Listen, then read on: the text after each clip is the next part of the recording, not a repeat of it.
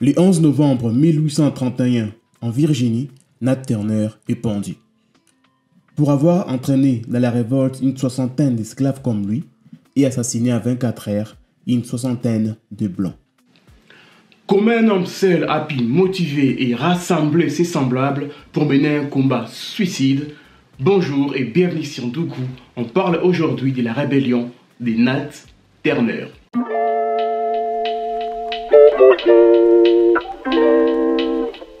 En 1831, Nat Turner a lancé ce qui est considéré comme la révolte d'esclaves la plus meurtrière de l'histoire des États-Unis. La rébellion de Nat Turner qui a déclenché les événements menant à la guerre civile.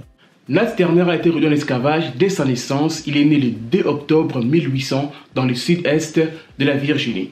Dès l'enfance, il fait preuve d'une intelligence inhabituelle et son propriétaire, qui est Benjamin Turner, lui permet d'être instruit en lecture, en écriture et en religion. Turner avait un talent particulier parce qu'il pouvait décrire des choses qui s'est passées avant même sa naissance. Certains ont même fait remarquer qu'il serait certainement un prophète. Sa mère et sa grand-mère ont dit à Turner qu'il était destiné à un grand but. Turner était profondément religieux et passait une grande partie de son temps à lire la Bible, à prier et à jeûner. Turner a étudié le christianisme et l'a interprété comme condamnant l'esclavage. Il a commencé à croire que Dieu l'avait choisi pour délivrer son peuple de l'esclavage. Un jour, il s'enfuit de la plantation de Samuel Turner, les frères de son ancien propriétaire. Après 30 jours de cachette dans les bois, Turner revint à la plantation après avoir réussi ce qu'il croyait être un signe de Dieu. Après la mort de Samuel Turner, Nat Turner devint la personne asservie de Thomas Moore, puis la propriétaire de sa veuve.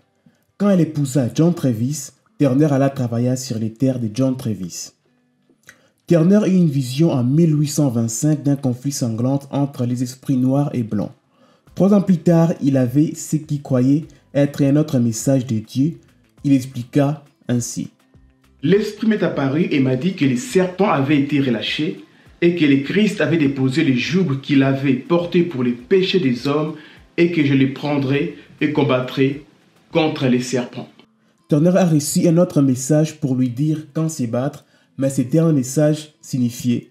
Je devais me lever et me préparer et tuer mes ennemis avec leurs propres armes. Turner réussit ce qui supposait être un signe de Dieu lorsqu'il fut témoin de l'éclipse du soleil. Il partage l'expérience qu'il a eue avec ses amis proches. Ils ont commencé à planifier une insurrection. Un dimanche après-midi du 21 août 1831, un groupe d'esclaves s'est rassemblé dans les bois.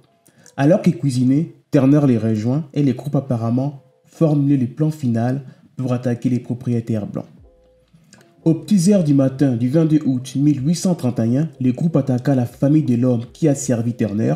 En entrant furtivement dans la maison, Turner et ses hommes ont surpris la famille dans leur lit, ils les tuant en les coupant à mort avec des couteaux et des haches. Alors que lui et ses hommes poursuivaient leur violente frénésie, à travers la comté, ils ont pu obtenir des armes et des chevaux à ceux qu'ils ont tués.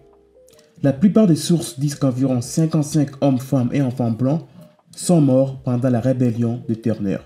Ils furent bientôt poursuivis par plus de 3000 membres de la milice d'État. La rébellion a duré 48 heures, mais Turner s'est échappé et a échappé aux autorités de la Virginie pendant 2 mois. Mais il a finalement été capturé et jugé pour insurrection et meurtre.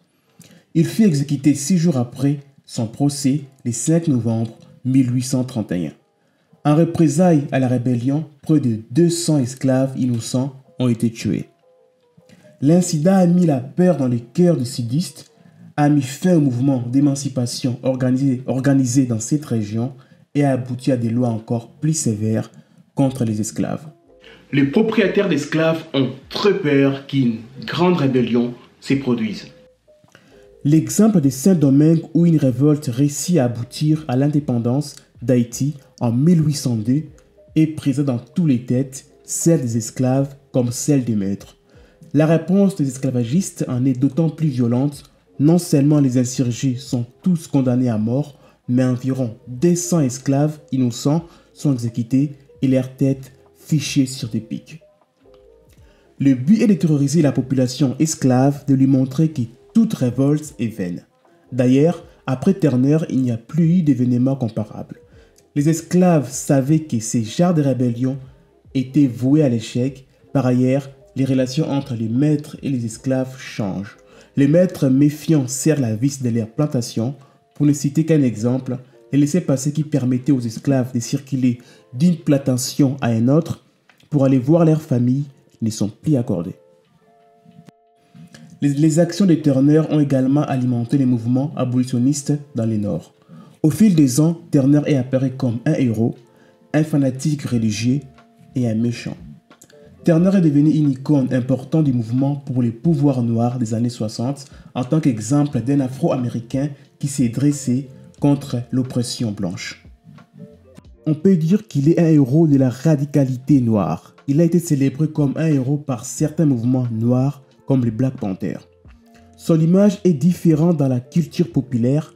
Beaucoup d'Américains connaissent Nat Turner via les romans de William Styron, Les Confessions de Nat Turner, paru en 1867, qui a eu un très grand succès mais a fait beaucoup de polémiques.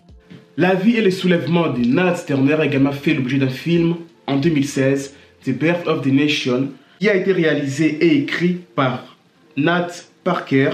Les films remportent les prix du public et les grands prix du jury au festival du film du Sundance en 2016. J'espère que l'histoire de Nat Turner vous a plu. Sa volonté à faire face à toute épreuve, sa soif de liberté et son envie de libérer son peuple vous motivera à vous battre pour tout ce qui est juste et pour vos rêves. Moi je vous dis à bientôt pour de nouvelles vidéos ci entre coups. Prenez soin de vous. Salut.